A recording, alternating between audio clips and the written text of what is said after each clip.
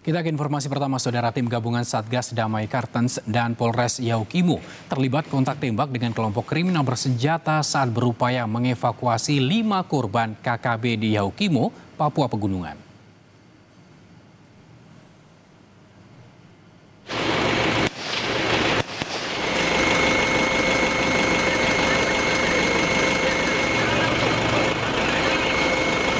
Kelompok kriminal bersenjata kembali berulah dengan menyerang pendulang emas ilegal di Kampung Bingki, Kabupaten Yaukimo, Papua Pegunungan pada Senin siang. Akibat penyerangan itu, Saudara, 5 pendulang emas ilegal dilaporkan tewas dan hingga kini masih berada di lokasi kejadian. Tim Satgas Damai Kartens ataupun berupaya mengevakuasi korban yang ditembak oleh kelompok kriminal bersenjata yang masih berada di lokasi tambang. Kontak tembak terjadi hingga 1 jam sampai KKB mundur ke hutan. Rencananya evakuasi terhadap para korban akan dilanjutkan pada Rabu pagi setelah situasi aman dan cuaca membaik.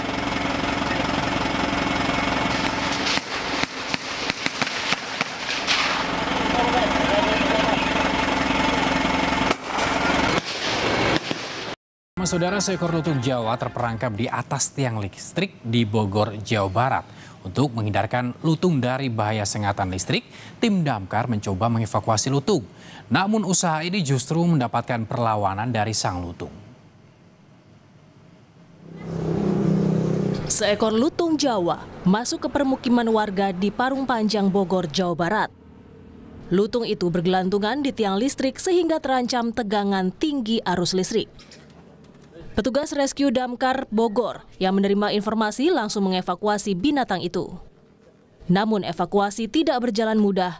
Lutung sempat melakukan perlawanan saat hendak dievakuasi. Setelah berjibaku hingga 1 jam, akhirnya lutung berhasil dievakuasi dalam kondisi selamat. Lutung Jawa itu langsung dibawa ke kantor damkar Cibinong untuk selanjutnya berkoordinasi dengan pihak BKSDA.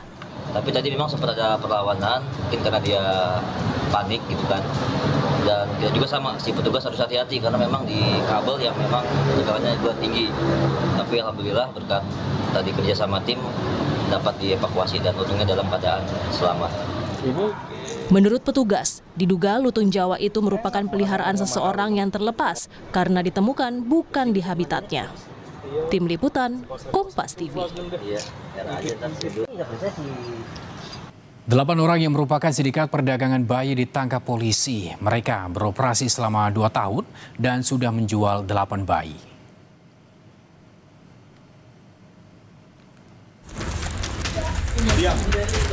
Polda Sumatera Utara membongkar praktik jual beli bayi di Medan, Sumatera Utara.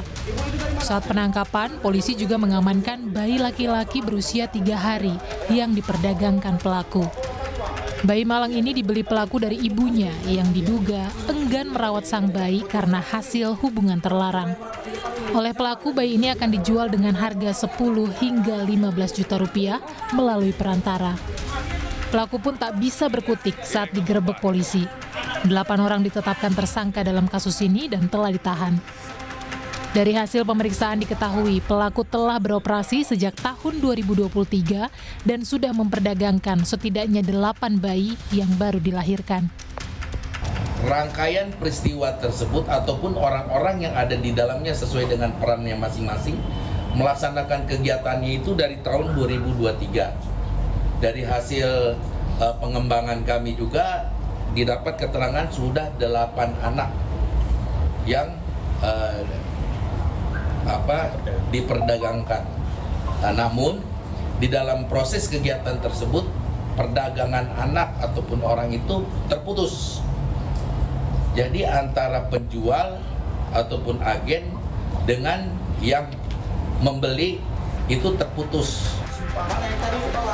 Polisi terus mendalami kasus praktik jual beli bayi termasuk menyelidiki ada atau tidaknya keterlibatan dari pihak klinik. Ferry Irawan, Kompas TV, Medan, Sumatera Utara. Berikutnya, Saudara, pemerintah Kabupaten Aceh Barat Aceh akan menutup 7 sekolah yang minim siswa dan juga guru yang dinilai tak lagi efektif untuk proses belajar mengajar. Salah satunya adalah Sekolah Dasar Negeri Cotbuloh di Kecamatan Arongan, Lambalek yang hanya memiliki 23 siswa. Seperti inilah situasi dan kondisi sehari-hari selama proses belajar mengajar di Sekolah Dasar Negeri Cotbuloh, Kecamatan Arongan, Lambalek, Aceh Barat. Minimnya jumlah siswa yang hanya 23 orang membuat mencuatnya wacana pemerintah menutup sekolah. Tetapi salah satu guru yang juga wali murid menilai rencana penutupan sekolah bukan satu-satunya solusi. Azrina berharap pemerintah seharusnya lebih memperhatikan kondisi sekolah yang telah lama luput dari pembangunan dan peremajaan fasilitas selama ini agar kembali diminati siswa. Rumah sekolah ini harus ditanggapi dengan memperhatikan fasilitas sekolah seperti sarana dan prasarana. Kursinya kurang, ruang kelasnya sudah layak tidak pakai lagi. Dari situlah minimnya minat masyarakat Cotbuloh untuk menyekolahkan anaknya ke sini. Dan pada yang kasus sebelumnya, guru di sini minim. Yang seperti dibilang tadi, yang PNS cuma 2, kepala 1, guru kelas 1. Selain minimnya siswa dan guru, kondisi bangunan sekolah juga sangat memprihatinkan. Beberapa ruang kelas telah lama tak dapat digunakan untuk proses belajar. Bahkan murid kelas 1 terpaksa belajar di gudang lantaran ruang kelas mereka rusak parah. Kalau masalah jalan udah bagus, nampak dari luar pun karena SD kita ini di pinggir jalan besar juga. Kalau jalan udah bagus, pamflet udah ada, habis itu lokal nanti infrastrukturnya yang termasuk lokal. Memang kalau masalah MJK sama sekali memang nggak ada. Belajarnya di gudang sekarang yang murid kelas 1. Warga berharap pemerintah lebih memperhatikan sarana dan prasarana agar Sekolah Dasar Negeri Cotbuloh tetap berdiri dan mampu mencetak generasi penerus yang andal di Aceh Barat. Raja Umar, Arif Fahmi, Kompas TV, Belaboh, Aceh Barat. Beralih ke informasi lain, saudara, 2 dari 3 orang yang terseret banjir bandang di Kabupaten Ogan, Komering Ulu Selatan, Sumatera Selatan ditemukan dalam kondisi meninggal. Sedangkan 1 orang lagi masih dicari. Petugas dari BPBD, TNI, Tagana, serta warga bergotong royong mengevakuasi korban hanyut yang terseret banjir bandang. 2 orang yang sudah ditemukan atas nama Sur dan Tarzan, sedangkan 1 lagi atas nama Lina masih dalam pencarian. Selain menyeret 3 warga, saudara, banjir bandang dini hari tadi menghanyutkan 3 rumah yang tidak jauh dari bantaran sungai dan memutus akses jembatan gantung serta merusak beberapa bangunan lainnya. Dengan memakan 3 orang korban, yaitu 2 korban atas nama Tarzan dan atas nama Sur, Papua dan Salim itu sudah diketemukan. Sedangkan atas nama Lina, istri dari Tarzan, itu belum ditemukan. Polisi menangkap anggota BIN Gadungan di Cianjur, Jawa Barat. Polisi menyita barang bukti atribut BIN, kaos, dan korek api menyerupai senjata api. Pelaku ditangkap atas kasus pencurian di Cianjur, Jawa Barat. Modus pelaku dalam melakukan aksinya mengelabui korban dengan mengaku sebagai anggota Badan Intelijen Negara. Dalam aksinya, pelaku berkenalan dengan korban melalui aplikasi pencarian jodoh.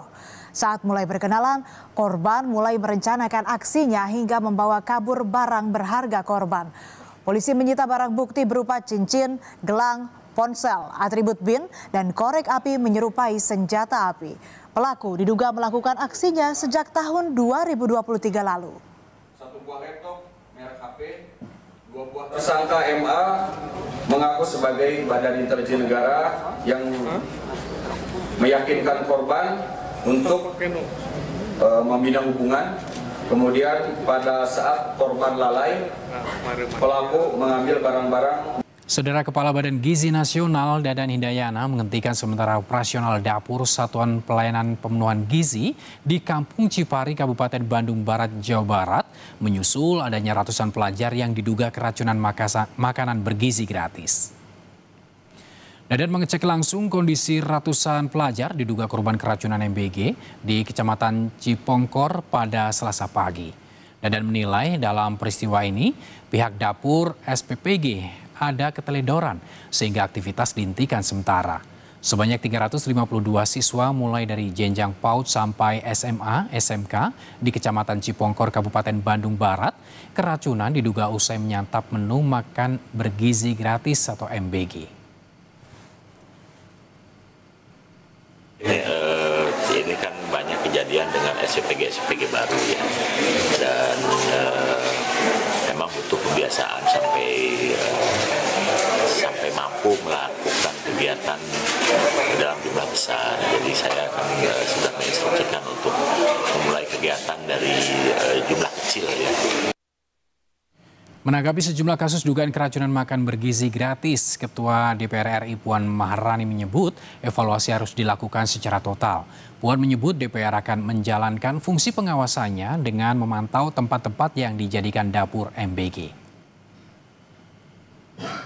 Nanti tentu saja kami akan melakukan pengawasan tempat-tempat yang mana ada masalah di tempat dapur-dapur MBG untuk melihat secara langsung itu sebenarnya masalahnya itu seperti apa, apakah di dapurnya, apakah di sekolahnya, untuk bisa melihat dari hulunya itu sebenarnya masalahnya seperti apa.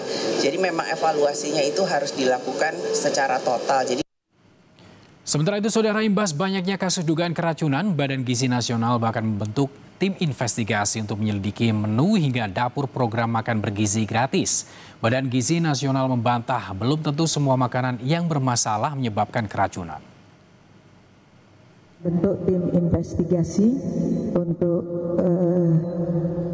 masalah hal yang diduga keracunan dan juga tim investigasi di bidang menu makanan atau dapur.